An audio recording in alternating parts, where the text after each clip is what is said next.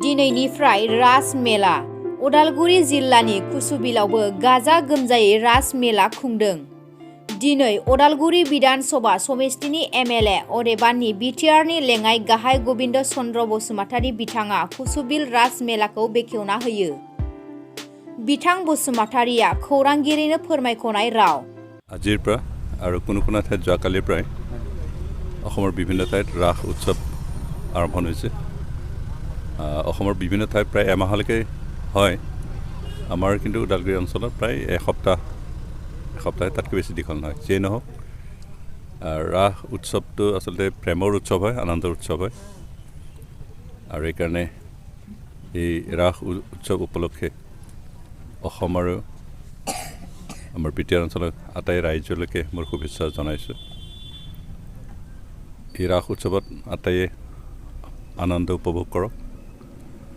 আমাৰ পৰিয়ালত, আমাৰ সমাজত প্ৰেম উদ্ভাৱিত হওক, আমাৰ সমাজত শান্তি আহক আৰু বিভিন্ন জাতি জনগোষ্ঠীৰ মাজত এটা মিলাপ্ৰীতিৰ পৰিৱেশ আহক, সেইটোকে মই বিচাৰিছোঁ।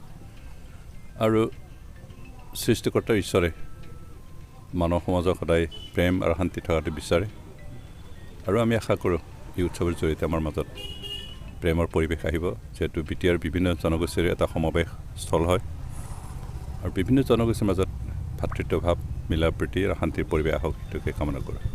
দেখিছোঁ কুচিবিল অঞ্চল আপোনাৰ যিহেতু সমষ্টি, ঘৰুৱা সমষ্টি হিচাপে ইয়াত কুচিবিলত দুৰ্গা মণ্ডপ আৰু ৰাস যিটো মণ্ডপ, সেই মণ্ডপটো কিয় আধৰুৱা হৈ আছে, কি ক'ব এইটো?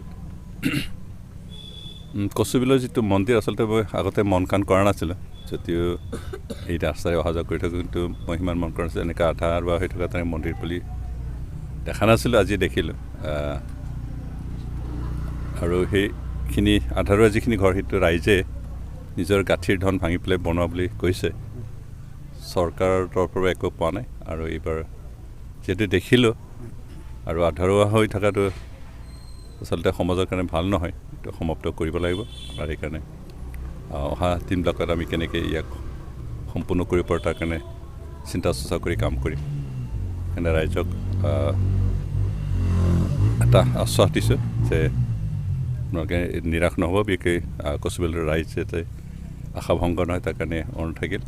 আৰু আজি নহ'লেও কাইলৈ হ'লেও এইখিনি কাম সম্পূৰ্ণ কৰি দিয়াৰ এটা কথা দিছোঁ। আহিছোঁ।